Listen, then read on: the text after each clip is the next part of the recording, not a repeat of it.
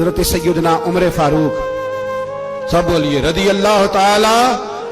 حضرت عمر فاروق رضی اللہ تعالیٰ عنہ کا مبارک زمانہ ہے۔ حضرت عمر نے فوج بھیجی ایران کے حکمران کے ساتھ جہاد کرنے۔ ایران کے بادشاہ نے 2 عیسائی جاسوس بھیجے، کہنے لگا ذرا پتہ تو کرو مسلمانوں کا رات کا طریقہ کیا ہے، میں صف بندی کراتا ہوں۔ وہ ساری رات صف بندی کراتا رہا، 2 جاسوس آئے مسلمانوں کی معلومات کرنے۔ معلومات کر کے جب واپس گئے تو حضرت عمر فاروق رضی اللہ تعالیٰ عنہ کے سپاہیوں کو دیکھا، غور سے پلٹے تو بادشاہ کہنے لگا کیا حال دیکھ کے آئے ہو؟ کہنے لگا سارے مسلح پہ بیٹھے ہوئے، جتنے گھنٹے ہم وہاں رہے ہیں مجاہدین مسلح پہ رہے، یوں لگتا ہے جیسے ان کا دنیا داری سے کوئی تعلق۔ اور کہنے لگے بادشاہ کوئی ایسی طاقت ہے جس کو وہ بلا رہے تھے، کوئی ایسی قوت ہے جس کو وہ پکار رہے تھے، ہمیں بھی وہاں کھڑے ہو کے محسوس ہوتا تھا کہ ہاں کوئی ہے جو آ جائے گا ان کی مدد کے لیے، کوئی ہے جو پہنچے گا ان کی مدد کرے گا۔ ایران کا بادشاہ کہنے لگا مجھے سمجھ آ گئی ہے، وہ جسم کی طاقت سے نہیں لڑتے، وہ کوئی غیبی طاقت ہے جس سے وہ لڑتے۔ بھائی وہ غیبی طاقت بھی تو ہمارے پاس ہم نے ناراض کر لیا نا، وہ بھی تو نہیں نا، مسجد کا رخ بھی تو کوئی نہیں۔ اور میں نے پچھلے جمعے بھی کہا تھا، پھر کہتا ہوں، وہن ہو گیا امت کو۔ نبی پاک نے فرمایا امت کو وہ کیا ہے، دنیا سے محبت ہو گئی ہے، موت سے کراہت ہو گئی، وہن ہے۔ صحابہ کرام کو موت سے بڑا پیار تھا، موت سے بڑی محبت کر، ہماری طرح نہیں، وہ کہتے تھے مریں گے تو منو مٹی، تو وہاں ٹھیک ہے عذاب قبر حق ہے، لیکن میں کہا کرتا ہوں سالوں کے بعد جو پردیس سے ماں کے پاس آئے، ماں اسے عذاب نہیں دیتی، اس کا ماتھا چوما کرتی ہے۔ اور بھائی جو رب کریم کی بارگاہ میں جائے گا تیرا کیا خیال ہے، گل سڑ جائے گا؟ مدینے والے حبیب نے فرمایا قبر المومن روضۃ من ریاض الجنہ، فرمایا میرا مومن جب قبر میں جاتا ہے تو اللہ جنت کے سارے دروازے کھول دیتا ہے، وہ تو اللہ کی رحمت میں پہنچتا ہے۔ کون کہتا ہے مومن مر گئے، وہ تو قید سے چھوٹے اپنے گھر گئے۔ کون کہتا ہے قبر میں عذاب ہے تو صرف عذاب ہی ہے، ہاں مجرم کو سزا ملے گی، لیکن مومن ہمیشہ جہنم میں، وہ بالآخر جنت میں جائے گا، بالآخر جنت میں جائے گا۔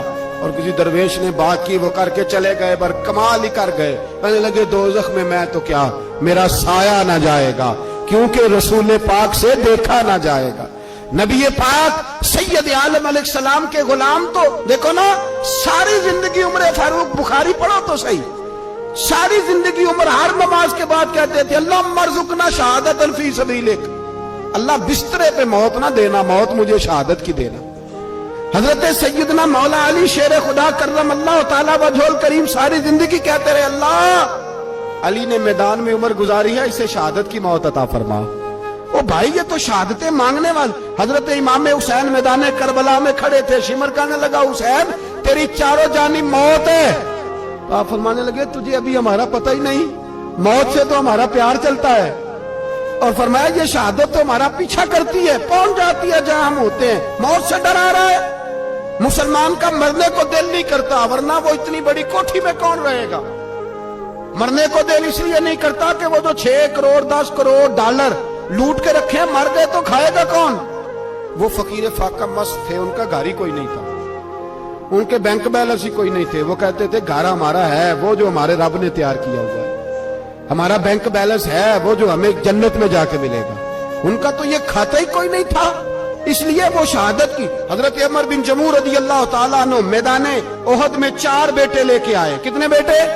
بول کے بتائے، 4 بیٹے لے کے عمر بن جموع آئے، اور خود ایک ٹانگ سے لنگڑے سے آپی ہے، ٹانگ چھوٹی ہے، حضور کے سامنے کھڑے ہوئے کہا محبوبہ میرے 4 ہی تھے، میں 4 لے آیا ہوں، قبول کر لے۔ تو حضور نے فرمایا تو کیوں تلوار اوڑے آیا ہے، یہ تو نے کیوں گلے میں اسلحہ ڈالا ہوا ہے؟ کہا یا رسول اللہ میں نے بھی تو جانا ہے نا۔ تو حضور نے فرمایا 4 بیٹے جو ہیں۔ حضرت عمر بن جموع نے بات کی، صحابہ کہتے ہیں لبوں سے مسکرا رہے تھے، آنکھوں سے رو رہے تھے، کیا عجیب انداز ہے۔ حضور نے فرمایا عمر 4 بیٹے جو آ گئے تو تو رہنے دے۔ حضرت عمر رو پڑے، کہنے لگے محبوبہ کیا لنگڑے جنت میں نہیں جائیں گے؟ کیا حضور میں لنگڑا ہوں تو میرے لیے جنت کوئی نہیں؟ मेरे हबीब पाक सैयद आलम सल्लल्लाहु अलैहि वसल्लम ने फरमाया अमर तो जरूर जन्नत में जाएगा। कहा महबूबा फिर बच्चे बाद में जाएंगे, मैं पहले मैदान में जाऊंगा। एक बीबी 4 बेटे लेके आई उहद में। कहा महबूबा कुल कमाई थी मैं ले आई हूँ, मेरे पास कोई और शय होती तो मैं बचा के ना रखती। बेटे दे के ना हाजरी लगवा के तो वापस दरवाजे पे ले गई। तो हजरत सैयदना अब्दुल्लाह इब्न उमर फरमाते हैं बीबी बोल रही थी तो मेरा जज्बा जिहाद बढ़ रहा था। अपने बेटों को कहने लगी मैं तुम्हें हुजूर के पास छोड़ के जा रही हूं, जब तुम मैदान में गिरोगे तो मैं तुम्हें देखने आऊंगी। देखना तुम्हारी पुश्त पे कोई जख्म नजर ना आए, जितने तीर खाने हुए सीने पे खाना, जितने तलवारों के नेजों के जख्म बर्दाश्त करने हुए यहां खाना, पुश्त पे जख्म नजर ना आए। हजरत अब्दुल्ला इब्न उमर फरमाते हो बीबी की गुफ्तगू मेरा जज्बा जिहाद बढ़ा रही थी। एक बीबी 3 साल का 4 साल का बेटा लिए रो रही है, उहद का दिन है। सहेलियां पूछती हैं तू क्यों रोती है? वो कहती है देखो मेरा खामद भी बदर में शहीद हो गया, भाई और बाप भी। दिल करता है कोई जवान बेटा होता तो आज मुस्तफा के साथ उसे ही भेज देती। कोई जवान मेरे पास है ही 3 साल का तो क्या करूं, 3-4 साल का बच्चा क्या करेगा? पता नहीं क्या दलील आई, अचानक उठी, बेटे को सीने से लगाया, कपड़ा डाला, मस्जिद नबवी पहुंच गई। हजरत बिलाल कहते हैं मुझे मिली, मुझे लगी बिलाल मुझे पता है हुजूर तैयारी करा रहे हैं जंग की, पर 2 मिनट अगर मेरी मुलाकात हो जाए। बिलाल हबशी कहने लगे हुजूर हम एक बीबी जिद कर रही है। हुजूर बाहर आए, कहने लगी हुजूर मैं फलां की बेटी, फलां की बहन, फलां की बेवा हूं, मैंने बदर में 3 शहीद दिए हैं, अब मेरे पास ये 3 साल का लाल ही बचा है, बड़ा फख्र है मेरा। लोग मुझे शहीद की बेवा, शहीद की बेटी, शहीद की बहन करते। दिल करता है शहीद की अम्मा भी कहीं जाऊं तो मेरा बेटा ले लें। सैयदना बिलाल कहते हैं हुजूर मुस्कुराए, कहने लगे ये 3 साल का नौनिहाल क्या करेगा? कहते हैं अम्मा का अजीब जज्बा है।